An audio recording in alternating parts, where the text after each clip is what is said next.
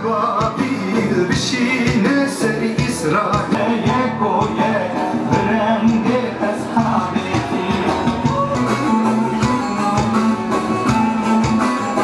Bime şiyariki ümmet alevi Ebu Ubeyde Ebu Ubeyde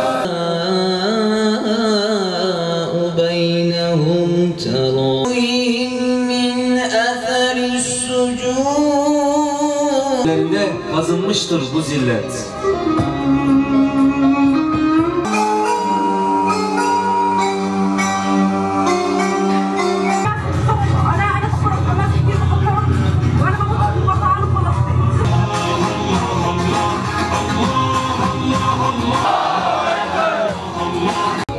Bir zamanlar sınır yoktu. Yolun bir Kudüs'te. Direnişe devam.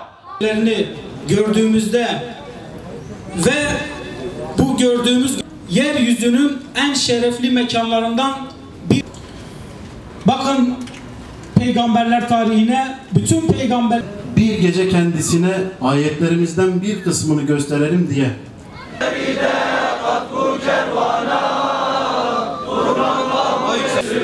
Biz ölüme an içtik senin göz lanetlileri korkunuz sonları sizleri korkunuz sonunuzdan. Şimdi Kur'an-ı Kerim tilaveti için Müslüm Aşık hocamızı sahneye davet ediyorum. لقد صدق الله رسوله الرؤيا بالحق فعملوا الصالحات منهم مغفرة وأجرا عظيما.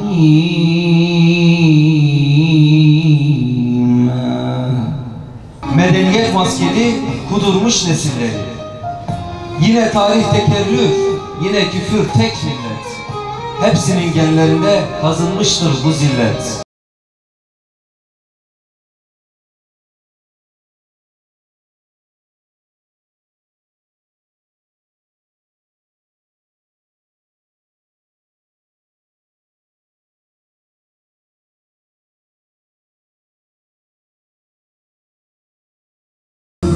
Tam 75 yıl oldu. Kudüs'te güller soldu. Ahd etmiş bülbüller, şimdi hepsi ebabil oldu. Mevsimler dönmez artık, bahara hasret oldu. Güneş bile her gün güne artık dargın doğdu. Dünya kör olmuş, bombalar yağar Eyüp'e. Bebeklerimi vururlar militan diye. Tahammül etmezler hastaneme, camime. Ne kimse çıkar ne kimse girer şehrime.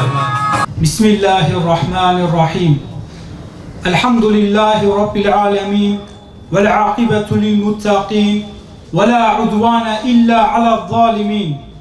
Ve salatu ve selamu ala Resulina Muhammedin emin. Ve ala alihi ve sahbihi ecma'in. Kıymetli abilerim, bu akşam inşallah Kudüs'ün önemine dair, Kudüs'ün tarihine dair ve Kudüs'ün işgaline dair birkaç kelam edeceğiz inşallah. Bugün geldiğimiz nokta maalesef içler acısı bir nokta değildir. Geldiğimiz noktada artık sözün bittiği yerdir. Bugün parçalanmış çocuk bedenlerini gördüğümüzde artık konuşacak iki kelamın kalmadığı anlamına geliyor. Ama birilerinin bu hakikatleri anlatması gerekiyor.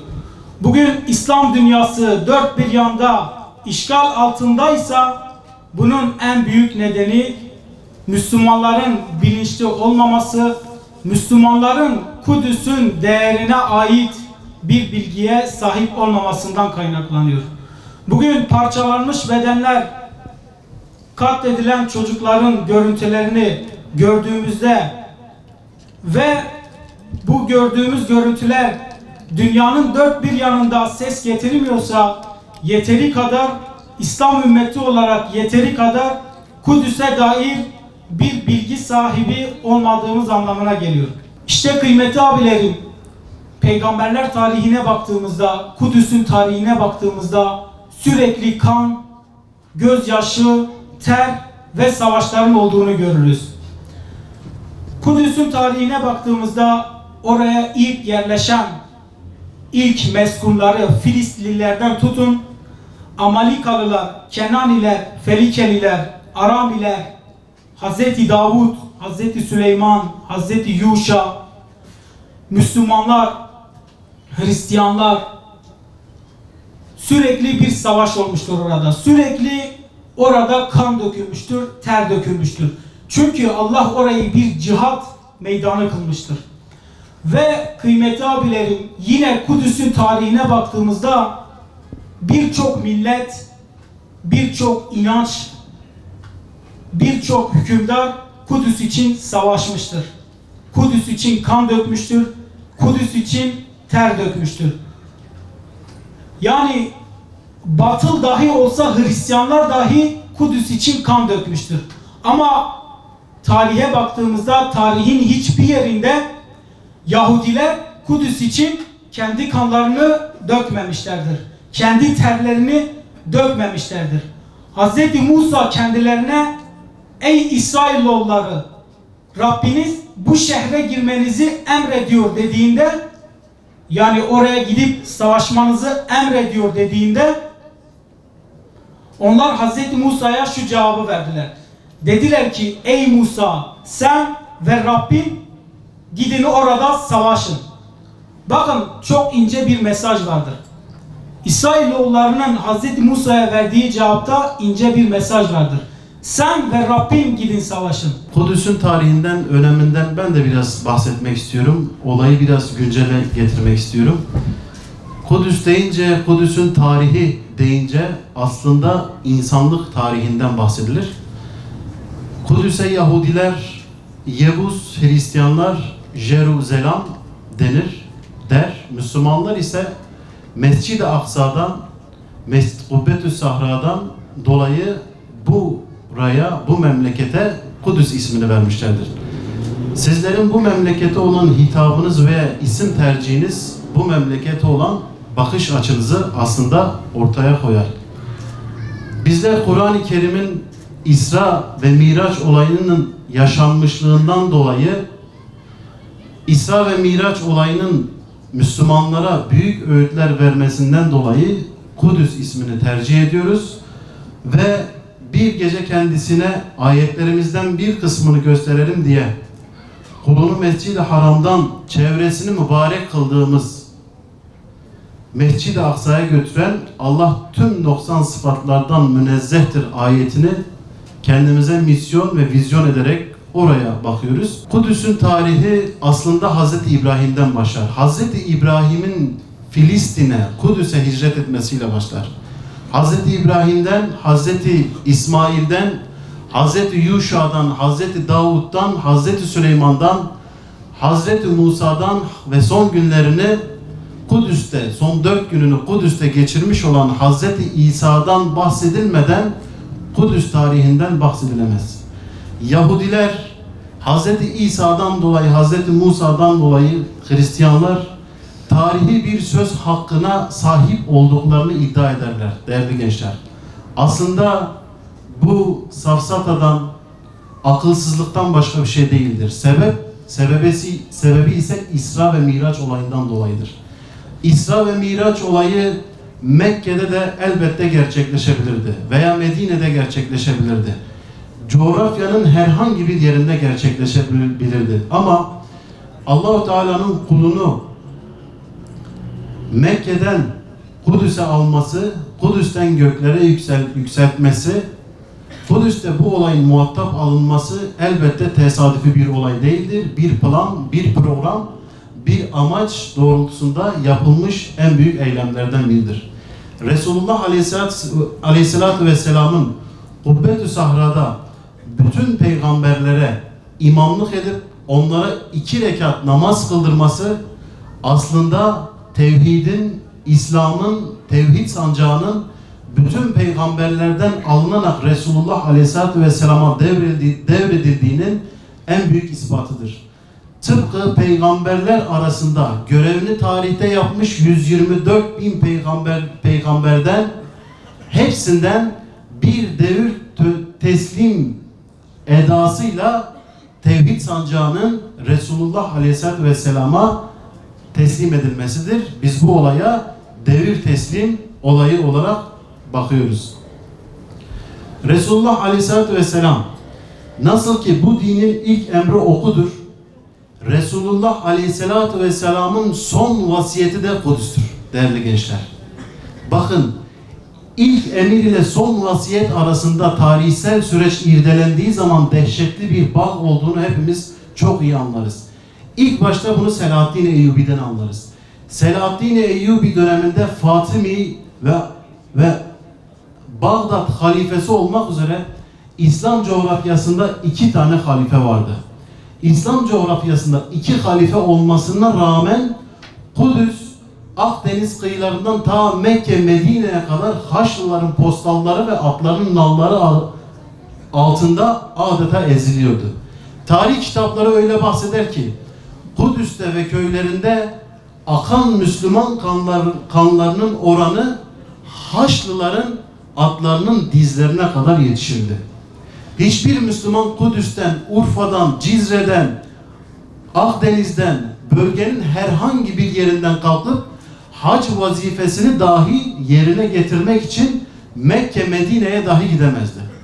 Haçlıların en alçak komutanlarından Ernat Mekke'ye kadar gitmiş, Mekke'yi istila etmiş. Haşa Muhammed nerede? Karşıma çıksın da onu bir göreyim pervasızlığında bulunacak kadar İslam coğrafyası işgal altındaydı. Selahaddin Eyyubi 21 yaşındaydı. Selahaddin Eyyubi döneminde İmam Gazali radıyallahu anh inzivaya çekilmiş, ünlü eseri olan İhya-i Ulumuddin ile meşgul olmaktaydı. İmam Gazali'nin bu eylemini halen eleştirenler vardır. Haçlılar İslam coğrafyasını bu kadar işgal etmişken İmam Gazali neden inzivaya çekildi? Haçlılar bu kadar pervasızca zulüm ederken İmam Gazali neden bütün medreseleri kapatıp inzivaya çekildi? Hal böyleyken tarihte meşhurdur. Nizamül Mülk'ün oğlu Fahrettin Mülk İmam Gazali'ye bir mektup yazar. Artık inzivadan çık der, bütün medreselerin başına geç, İslam ümmetini ayağa kaldır der. 21 yaşında Selahaddin Eyyubi İmam Gazali'nin ihyasıyla meşgul olur. İmam Gazali'nin İhya-i Ulumuddin ile meşgul olan Selahaddin'den biz bugün Komutan Selahaddin, Mekke ve Medine'nin müdafisi ve Kudüs'ün fatihi olarak bahsetmekteyiz. Bugün Şeyh Ahmet Yasin 15 yaşında bütün bedenini yitirip boyundan aşağı felç olacak bir vaziyete geldikten sonra arkadaşının, ailesinin, kolu komşusunun ona hediye etmiş olduğu kitaplarla ayakta durdu. Bugün Ebu Ubeydullah'ın, bugün Şeyh Ahmet Yasin'in yetiştirmiş olduğu sağ kollarından İsmail Ebu Şenneb'in, Yahya Ayyaş'ın, İsmail Haniye'nin, Filistin'de mücadele eden bütün komutanların, bütün fedacanların yetişmesinde Şeyh Ahmet Yasin'in ilmek cesareti vardır, fedakarlığı vardır. 15 yaşındayken kendisini asla fiziki durumuna kaptırıp bir ümitsizliğe kapılıp hiçbir şekilde Kudüs davasını unutmadı, Kudüs meselesini unutmadı. Hukuksa hukuk. Mısır'a gidip hukuk okudu. Hukukta en iyi bir şekilde kendini geliştirdi. Tekrar Filistin'e döner dönmez tekerlekli sandalyesinden mahallesinde camiye giderken çay tepsisinde millete, esnafa çay dağıtan Ebu Şennep çay tepsisiyle birlikte kucağına düşüyor. Şeyh Ahmet Yasin tabiri caizse kucağına düşen bu çocuğa sahip çıkıyor.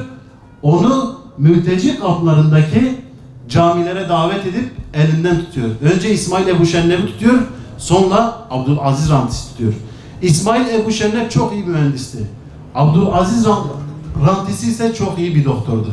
Bakın, Şeyh Ahmet Yasin'in o coğrafyada ilmek oluşturduğu direniş hareketi okumakla başladı.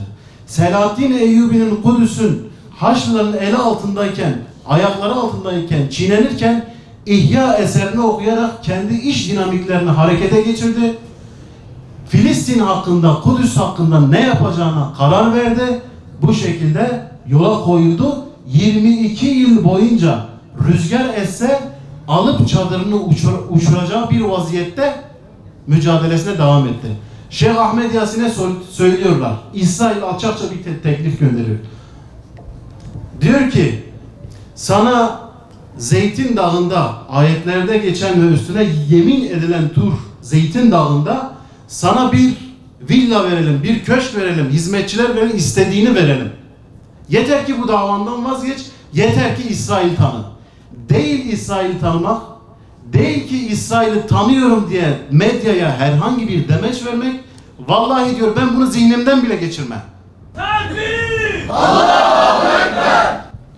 Ben bunu zihnimden bile geçirmem diyerek olayı reddediyor ve bu şuuru da Selahaddin Eyyubi'den aldığını kendisi deklar ediyor.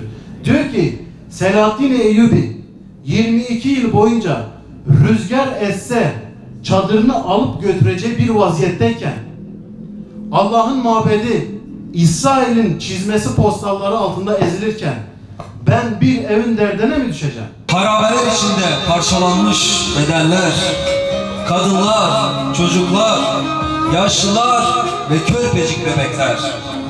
Ümitler yitirilmemişse Gazze'de Biz aşığız şehadete Filistin'e Şeyh Yasin'in mektebinde Geçerler çok rüzgar gibi Biz aşığız şehadete Filistin'de Şeyh Yasin'in mektebinde Geçerler çok rüzgar gibi Bismillahirrahmanirrahim.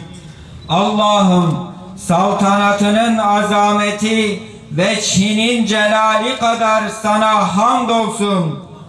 Saltanatının azameti ve Çin'in celali kadar Efendimiz Hazreti Muhammed'e ve ehli beytine selat ve selam olsun.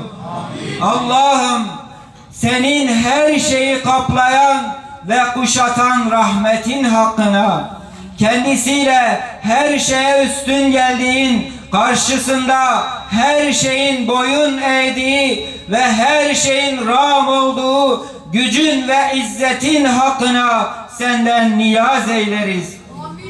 Ey alemlerin Rabbi, ey Erhamur Rahimin, ey Ahkamul Hakimin,